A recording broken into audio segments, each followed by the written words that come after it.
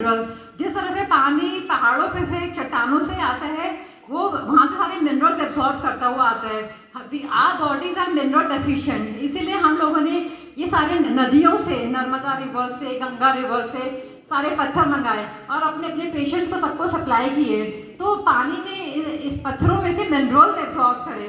तो आपका जो बॉडी का रॉ मटेरियल है वो वाटर और मिनरल्स है, वो हमने आपका करेक्ट कर दिया। नेक्स्ट, तीसरा चीज क्या है कि आपकी रॉ मटेरियल ठीक हो गया। जब आपका वाटर हेक्सागोनल शेप में होता है, उसके आउटर शेल में एक फ्री इलेक्ट्रॉन होता है। और आपको ये समझना बहुत जरूरी है, your body is a electrical body, you are water battery. आपके प्लस और माइनस चार्ज होता है और आप एक बैटरी होते हैं। इस तरह से आपकी बॉडी में करंट ट्रेवल करता है। नेक्स्ट, देखिए, we are electrical beings, you have to understand that. तो जैसे ही आप अपना वाटर कनेक्ट करते हैं आपकी बॉडी में इलेक्ट्रिसिटी आ जाती है, मगर फिर भी अगर इलेक्ट्रॉन्स आपकी बॉडी में कम है तो भगवान ने स्पेयर में इलेक्ट्रॉन्स दिए हैं।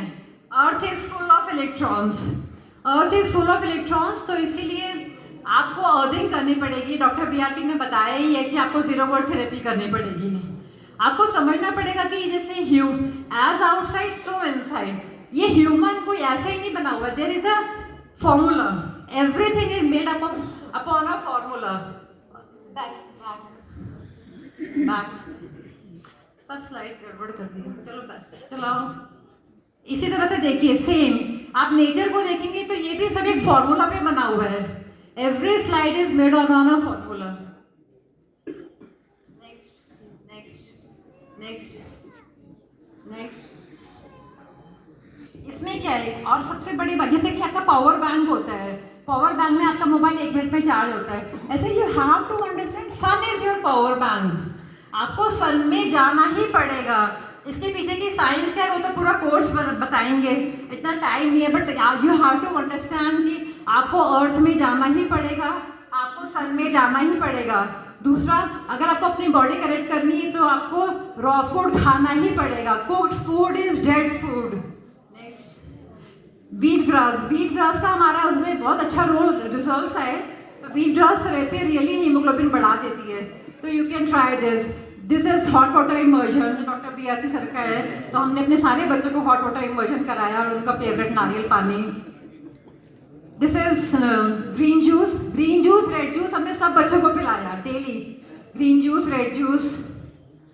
और अब हमारी बॉडी करेक्ट हो गई है, वाटर करेक्ट हो गया है, मिनरल्स कलेक्ट हो गए हैं और इलेक्ट्रॉन्स करेक्ट हो गए हैं। खाना अंदर गंदा डालो मत, सब चीज़ें ठीक हो गई हैं। अब जो हमारी बॉडी में बीमारियां हैं वो क्यों हैं?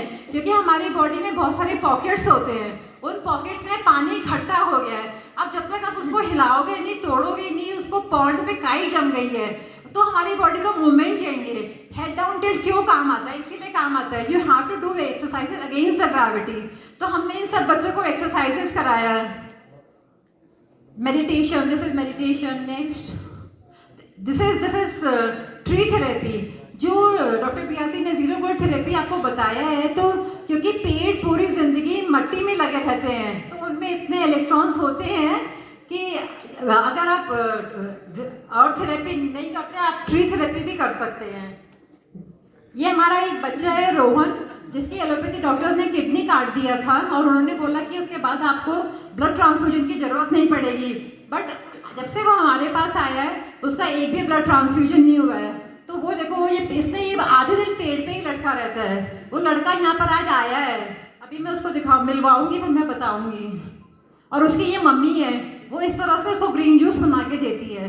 तो ये 2 पॉइंट्स रोहन की उसमें बहुत बहुत हेल्पफुल रहे हैं। ये हम लोग मुल्तानी मिट्टी लगा रखी है, साबुन, और हम लोग सारे केमिकल्स मना कर देते हैं बच्चों के लिए, सिर्फ मट्टी से, दातुन से, उस पर इस तरह से। नेक्स्ट, ये भी ट्री थेरेपी है। This is again sun therapy. This is again exercises. ये ग्राउंडिंग है, you have to lie this on the ground or you have to do 0 volt therapy. This is a part of 0 volt therapy. Next, this is banana leaf therapy. Anu will be telling about this. So we are doing this also with the kids. ये देखिए grounding, this is grounding, connecting with the nature. This is also sun gazing. And the last thing is that कि सारी चीज़ें एक तरफ, मैं एक उसको हमारा फर्स्ट प्राइज मिला है, उसको ये डॉक्टर BRC के नाम की वजह से उसने अपना थैलेसीमिया रिवर्स कर दिया. तो मैं बताती हूँ कि सारी थेरेपीज अलग हैं बट माइंड अलग है. Mind master and your body is a slave. जो आप सोच लोगे आपकी ज़िंदगी में वो ही होगा. तो ये माइंड थेरेपी ने कैसे हमारे 2 बच्चों को थैलेसीमिया उनका रिवर्स किया. उनको साची का है. तो साची की मैं थोड़ी सी स्टोरी बता देती हूँ जितने वो स्टेज पे आ रही है. कि साची, जैसे हमने 23 जुलाई को ये प्रोग्राम शुरू किया था. साची के 2 बच्चे हैं, एक का हीमोग्लोबिन 4.3 था और एक का 4.5 था. तो मैंने तो ज़िंदगी में पहली बार इतना कम हीमोग्लोबिन सुना था. मैं तो सुन के डर गई. मैंने डॉक्टर BRC को फ़ोन किया कि सर क्या करें.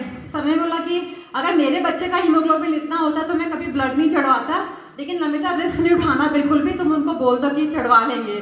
तो मैंने साची को बोला कि मैंने कहा कि डॉक्टर BRC सर ने बोला मेरे बच्चे का होता तो मैं नहीं चढ़वाता, अब मेरा बच्चा होता तो मैं भी नहीं चढ़वाती, बाकी तेरी मर्जी है.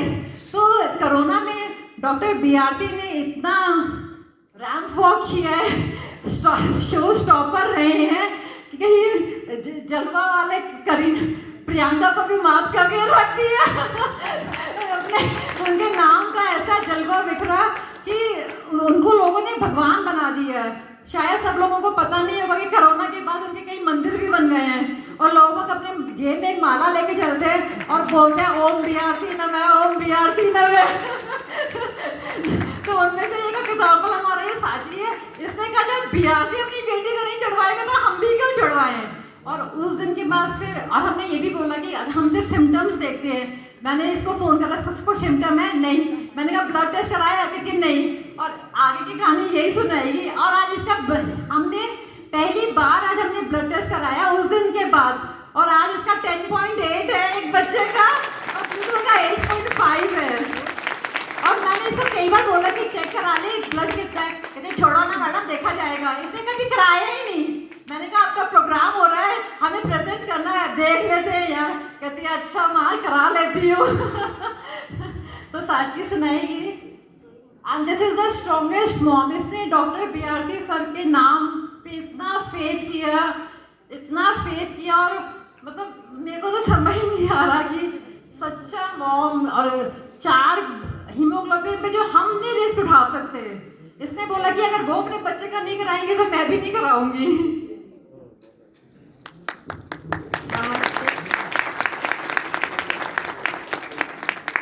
नमस्ते, मैं नागपुर महाराष्ट्र से आई हूँ. साची की मदर हूँ और ये मेरी बड़ी बेटी है जीनिया और मेरे हस्बैंड है विवेक वानखेड़े.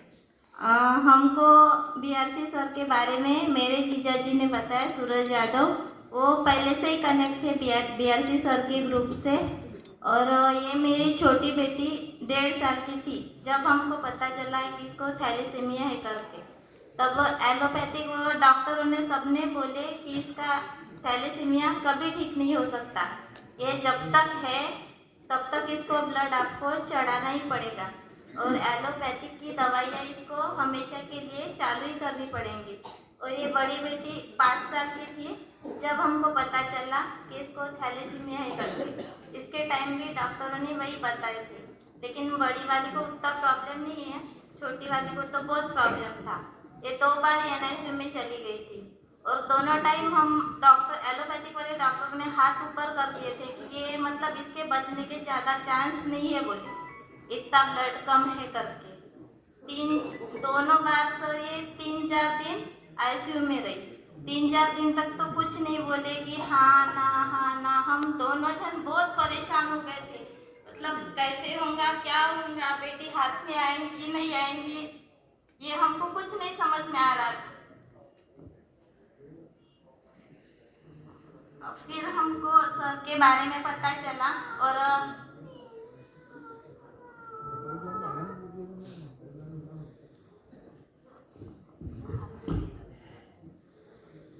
फिर हमको BRC सर के बारे में पता चला.